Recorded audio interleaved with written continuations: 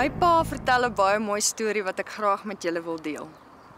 Iewers in Engeland was daar 1000 jaar oue kathedraal. En as deel van hulle konstruksie het 'n 600 jaar oue boom die nokbalk opgemaak. Op 'n dag toe besef hulle maar hierdie nokbalk gaan moet vervang word.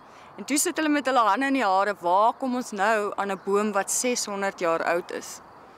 Toe gaan hulle deur die argiewe van hierdie kathedraal en kom agter dat reeds met die konstruksie van die kathedraal 1000 jaar gelede is daar voorsiening gemaak vir die vervanging van hierdie nokbalk. 600 jaar lank is daar bosbouers wat generasie op generasie na die spesifieke boom gekyk het wat daardie nokbalk vandag kon vervang. Nou dis vir my wonderlik, dit laat my dink. Wie van ons vandag dink nog 600 jaar vooruit aan dit wat kom? Net noord van die Waterberge lê die Nylsvlei vloedvlakte. Dis 'n unieke en komplekse vleilandsisteem wat sowat 150 km lank is en tussen 30 en 50 km wyd. 15 jaar terug is die 16.000 hektaar gebied deur die UNESCO as 'n Ramsar gebied verklaar. Met ander woorde, 'n internasionale belangrike vlei wat deur die regering beskerm moet word. 'n Deel van die vloedvlakte is 'n geproklameerde provinsiale natuurreservaat, 'n gewilde kuierplek vir natuurliefhebbers en veral vir voëlkykers. It's the largest ephemeral floodplain in the country. That means it's a floodplain that gets both wet and dry. And apparently it's quite unique because it's a lot of fractures. It's very odd geology underneath. So that's the reason why we preserve it. And it functions because of this wetness as the N1 for the migrating birds. They all come down here, down this valley. En dis die groot verskeidenheid water- en trekvoëls wat mense van heinde en verre lok. Maar hier's ook 'n magdom ander lewe wat tussen die grasse skuil. Ja, dit is grasdraers. Grasdraertermiete. Ek kan dra gras. Ja, hulle dra nou almal grasies. Dan wen nou by hulle nes gaatjie uitkom. Dan jy sien hoe mooi sukkel hulle om die grasies ingedra te kry. En my pa demonstreer sonder veel moeite presies hoe ryk die natuurlewe hier is. Goed, hier het ons nou vrugtetorre gevang op Nylsvlei en net op 'n paar melkbos onkruide wat hier staan. En net vir die grap om te sien hoeveel spesies ons hier gekry het binne minute. 1, 2, 3, 4, 5, 6, 7, 8, 9, 10, 11, 12, 13, 14. 14 spesies uit omtrent 180 wat in die hele suidelike Afrika voorkom. So dis ongelooflik om 14 op een plant te kry hier op Nylsvlei. Buiten die magdom insekte en voëls is hier ook sowat 80 soogdierspesies. En natuurlik ook reptiele, soos die ouetjie wat ons in 'n plassie in die middel van die pad ontdek het. Ek dink ons moet hom na 'n groter plas toe vat. Ons het hier van 'n klein verlore waterskilpaadjie uitgevind by 'n ander toerist. En hy is hier in die middel van die pad. En dit is duidelik dat hy nie lank hier gaan lewe nie en daarom gaan ons nou hierdie reddingswerk doen. So dis met absolute goeie intensies. Hy stink vreeslik. Dat ons vir 'n poeletjie kom soek het en hierdie lyk soos die beloofde land. As ek 'n waterskilpad was, het ek hier ingetrek. Free. Oh.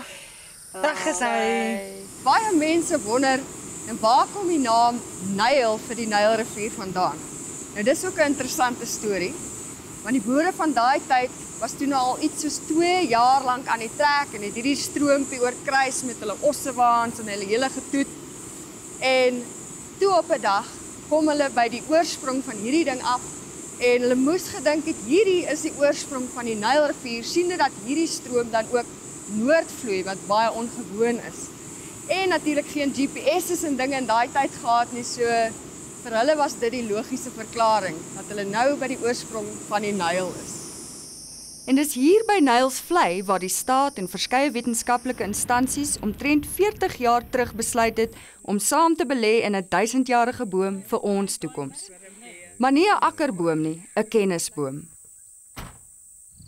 In 'n poging om vir eens en vir altyd te verstaan hoe Afrika se ingewikkelde savannas funksioneer, het hulle Nylsvlei vir jare lank uit alle hoeke bestudeer, sodat ons vir altyd 'n maatstaf sal hê om te weet hoe om ander savannaveld op die kontinent te bestuur. My pa, destyds hoof van Tikkie se Gogga departement, was vir 'n hele paar jaar een van die betrokkenes saam met sy studente. Daar was klimatoloë, daar was grondkundiges, daar was plantkundiges, al die dierkundiges natuurlik, voëlouens, reptielouens, al die ouens. Ek het 'n paar studente hier gehad met die insekte. En al hierdie goed is gemonitor oor 'n kwessie van jare. Daar is ongelooflik moeite gedoen en geld uitgegee. Dis waarskynlik een van die mees en bes bestudeerde gebiede in ons land en juist daarom van onskatbare waarde. Dis 'n lewendige handboek van die veld wat ons help om verandering en bedreigings hier en elders betyds te eien en reg te bestuur, solank ons nie aan hom peter nie. Met hierdie ekosisteemprojek, navorsingsprojek, het die ouens uitgevind, savanne maak nie humus nie. Kyk, daar is altyd kaal grond tussen alles, né? En daar word tonne plantmateriaal per hektaar geproduseer, maar het maak nooit humus nie. En wat die goed wegvat, is die reismure en die mure en die insekte en goed, wat die goed afdra in die grond in.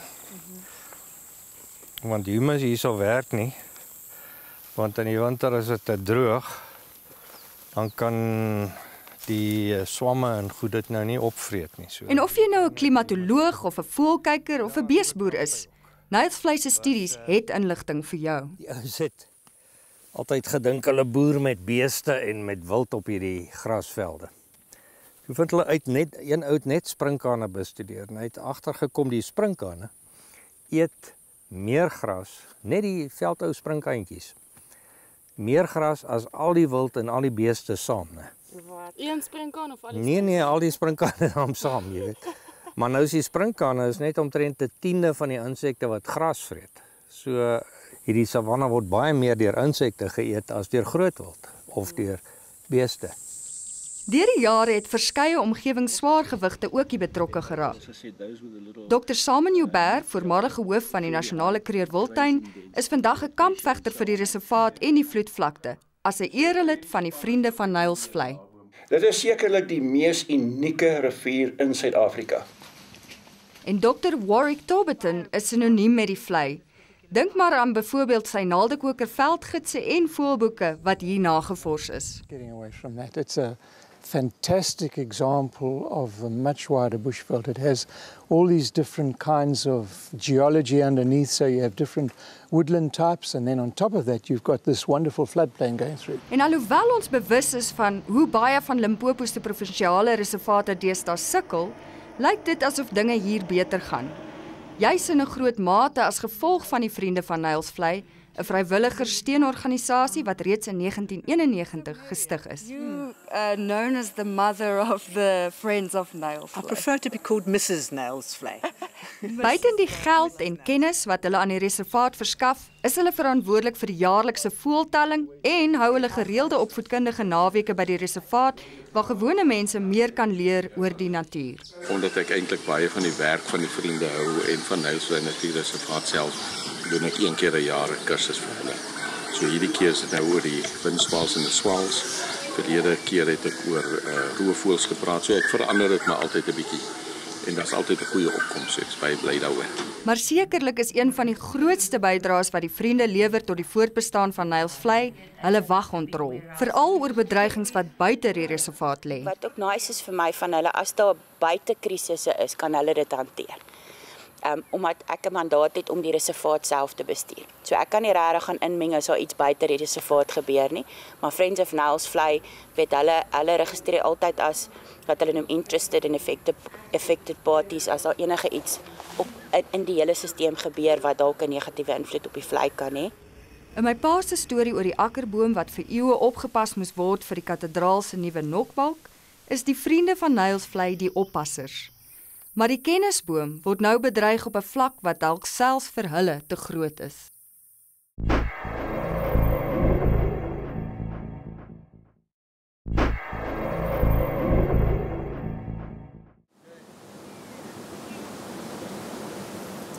Hierdie is een van die klofies hoogbo in die waterberge.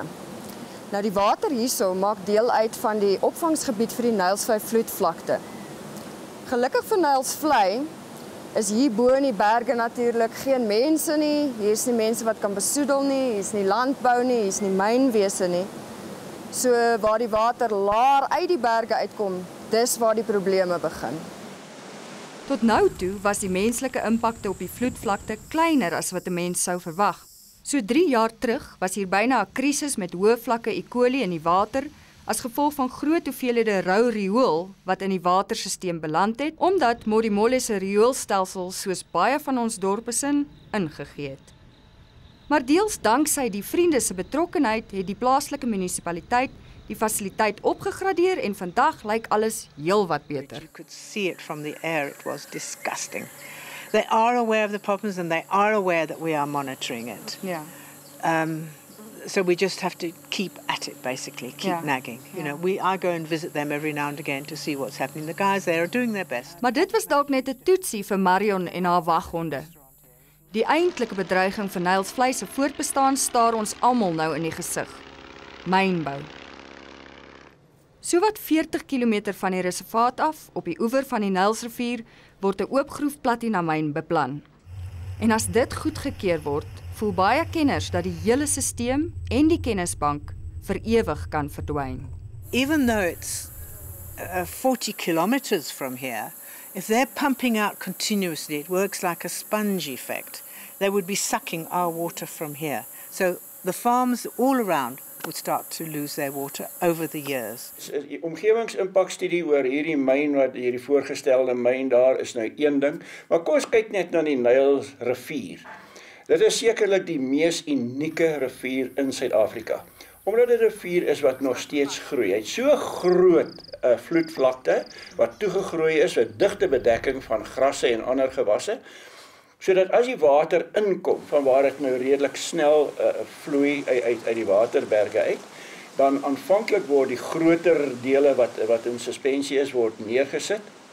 Maar soos wat dit nou gaan in die vloedvlakte, keer die gewasse, die vloei van die water, die spoed van die water, en word al jou fynere elemente neergesit. Maar ons uitgewys dat die hele Nylsrivier het 'n baie ryke biodiversiteit. En hulle sê dat dit kan, die impak daarop kan groot wees, dit kan selfs uiterste wees, severe soos die Engelse sê, né?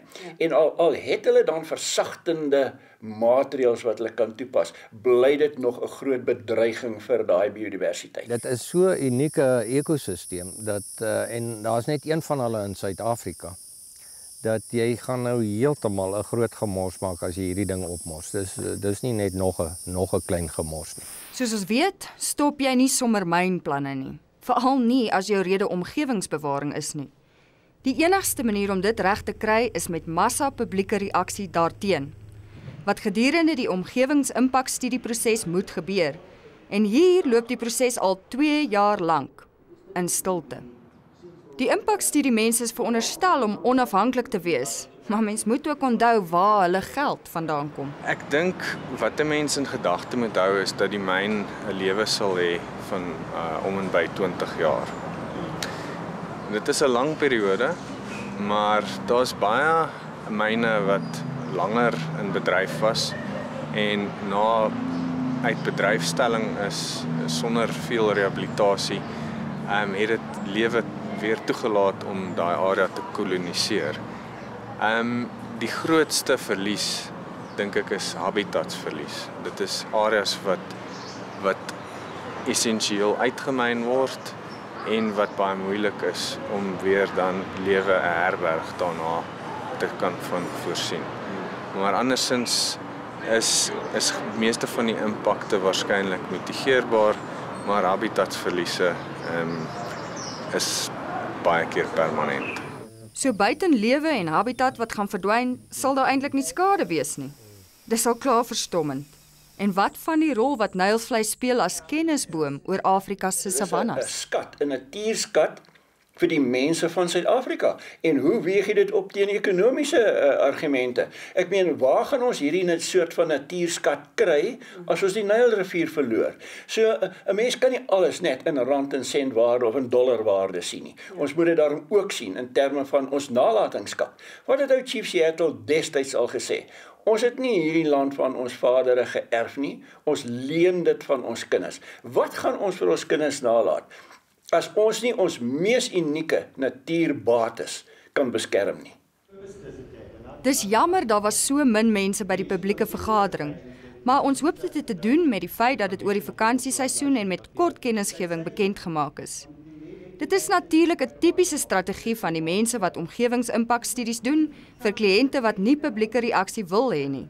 Stel die verslag beskikbaar net voor Kersfees sodat die publieke kommentaarperiode kort na Nuwejaar eindig. En volgens wet kan niemand daarna kla nie omdat hulle dit gemis het nie. Maar gelukkig is daar nog 'n paar dae tyd vir almal van ons om betrokke te raak en ons sê te sê oor die lot van die Nylsvlei vloedvlakte. Ek wonder hoe slaap sommige ekoloë snags. Maar sekerlik gaan juist die jarelange studies wat hier gedoen is, wetenskaplik bewys dat dit een plek is waar mynbou nooit mag toegelaat word nie. Of nee, dit blyk toe dat die omgewingsimpakstudie mense nog nooit van die klein feitjie gehoor het nie. In Nylsvlei itself, in the 1970s, the CSIR drove a savanna ecosystem project there. We've done an EIA and but seem to be unaware that Nylsvlei is like the biggest, or is the prototype of ecology studies and system studies. That's just a comment I wanted to make, which is shocking to me. In the public participation process, we learn that's part of what happens and they will certainly need to source that document. Maar sonder om negatief te wees, al kans wat Nylsvlei het is as genoeg van ons beswaar maak. Die tydperk vir publieke kommentaar eindig 15 Januarie. As jy jou stem wil bygooi, is dit nou of nooit. Baie maklik om die natuur te vernietig. Dit is baie moeilik om hom te herstel. En 10 keer so duur. Mensinfrastruktuur, daar is ek nie so bekommerd oor nie. Jy weet, broue kan val en dan kom oorlog en jy kan alles weer herstel. My natuur werk nie so nie. Jy weet, hy verander, die klimaat verander. As jy hierdie watertafel byvoorbeeld dreineer, dan is hierdie stelsel weg, né? Hy is net heeltemal weg. Dan is dit maar net nog 'n stukkie bosveld. Om terug te kom na ons wonderlike verhaal van die kathedraal in Engeland. Vir my voel dit ons mensdom het so kortsigtelik en inhalig geraak soos die oorgrootste meerderheid van die mynwese, die renosterstropers. En sou dit nie wonderlik wees as ons soos die bosbouers van daardie verhaal soveel hoop en vertroue in die toekoms gehad het, dat ons geslag op geslag ons natuurskatte en kultuurskatte vir die toekoms sou wou bewaar nie. So kom ons dink 'n bietjie, wat doen ek en jy vandag, wat lank nadat ons reeds weg is, 'n positiewe bydrae vir die nageslag sal maak.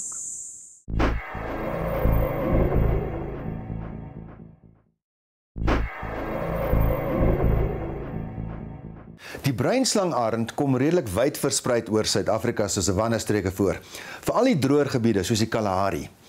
Soos die naam aandui, is hulle deel van die slangarend familie. En dit beteken, hulle gekose kos is natuurlik slange. Maar slangvang is nie kinderspeletjies nie. So hulle is goed aangepas om dit te kan doen. Hulle het lang kaal bene met growwe skubbe, ingeval 'n slang hulle sou probeer byt.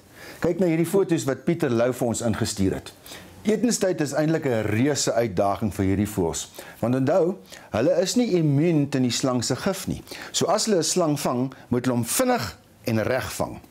Is waarskynlik toe hierdie slangarend op die slang afkom en probeer het om hom te vang, het hy aanvanklik nie 'n oordentlike greep op die slang gekry en op die regte plek gevat nie. As hy hom byvoorbeeld reg agter die kop gevat het, kon hy hom waarskynlik redelik vinnig doodgebyt het en dan was die hele storie baie vinnig oor en jy weet, dan kon hy die slang opvreet of wegvlieg terug nes toe. Maar ek dink hierdie ou was so 'n bietjie voor op die wa gewees, want hy het toe nou sy Moses teëgekom en die slang het weggekom. Die slang is amper net so groot soos die voël. Dit is 'n moeilike maaltyd om sonder 'n mes en vurk te eet. Maar daar's baie gevalle van roofdiere wat prooi vang wat so groot as hulle is of selfs groter. Soos hierdie foto van 'n Afrika luislang wat Annemarie Nel vir ons ingestuur het. Dit lyk of dit onmoontlik gaan wees om hierdie massiewe prooi te sluk. Mense is dikwels onder die indruk dat slange dit moeilik vind om 'n bok met horings in te sluk en dat die kop soms by die slang se bek moet uitsteek en afvrot. Nou, dit is definitief nie die geval nie. Die slang sluk die hele bok in en hulle sal altyd by die kop begin sodat die horings nou wegwys van die slang af en so word die hele bok met horings en alles ingesluk en slange kan nie horings of hare of vere verteer nie. So die skedel van die bok sal verteer word, as ook natuurlik die res van die bok behalwe nou die horings en dit sal nou saam met die hare sal dit nou uitgeskei word. Mense dink ook dikwels dat wanneer 'n slang soos 'n luislang sy prooi doodmaak, dat die prooi versmoor word. Nou dit is nie heeltemal waar nie. Wat wel gebeur is hulle draai om hulle prooi en sit baie druk veral op in die borsomgewing waar die hart geleë is en dit veroorsaak dan kom ons sê net maar 'n hartaanval. Dit verhoed die hart om goed te funksioneer. So dit is 'n redelike vinnige dood. Dit is nie 'n stadige uitgerekte dood soos wat mense sou verwag in 'n versmoring. Annemarie het teruggegaan om te kyk wat die slang maak en tot haar verbasing het sy gesien die luislang het die bok uitgespoeg en sy wil weet hoekom. Annemarie, as 'n slang 'n bok gesluk het, is hy baie lomp en kwesbaar. En as hulle gesteer is, dan spoeg hulle die bok uit sodat hulle makliker kan wegkom. Miskien is dit die rede. Die volgende bydra is van 'n bruin huisslang met sy vangs. Johan Hartman van Permit, wat 'n vorige wenner was, het vir ons hierdie video gestuur. Kyk net hoe styf het hierdie slang om die padde gedraai. Hy druk skoon die binnegoed van die padde uit. Nou is die slang besig om hier te sluk. Aanvanklik sukkel hy om van vooraf te sluk en dan later los hy manoeuvreer die padde tot hy van agteraf aankom en dan sluk hy die padde van agteraf. Dis 'n groot maal vir so 'n klein koppie en so dun nekkie.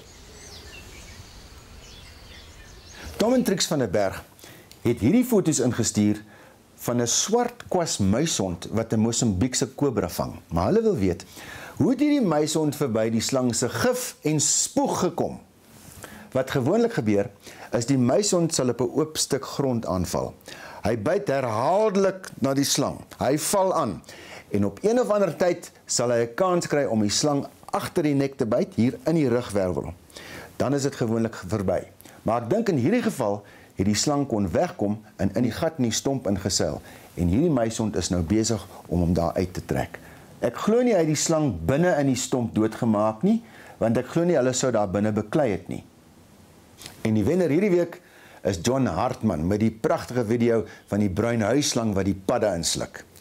Baie geluk John, jy wen alweer van Canvas and Tent, 'n gazebo, 2 stoele en 'n koelsak en jy kom ook in aanmerking vir die groot prys aan die einde van die jaar. En dit herinner my, moenie vergeet om volgende week te kyk nie, want dan kondig ons aan die jaar eindwenner en dit is nou vir daai hele boskamp en 2 nagte by 'n safari kamp. Hou asseblief aan om julle foto's en video's vir ons te stuur.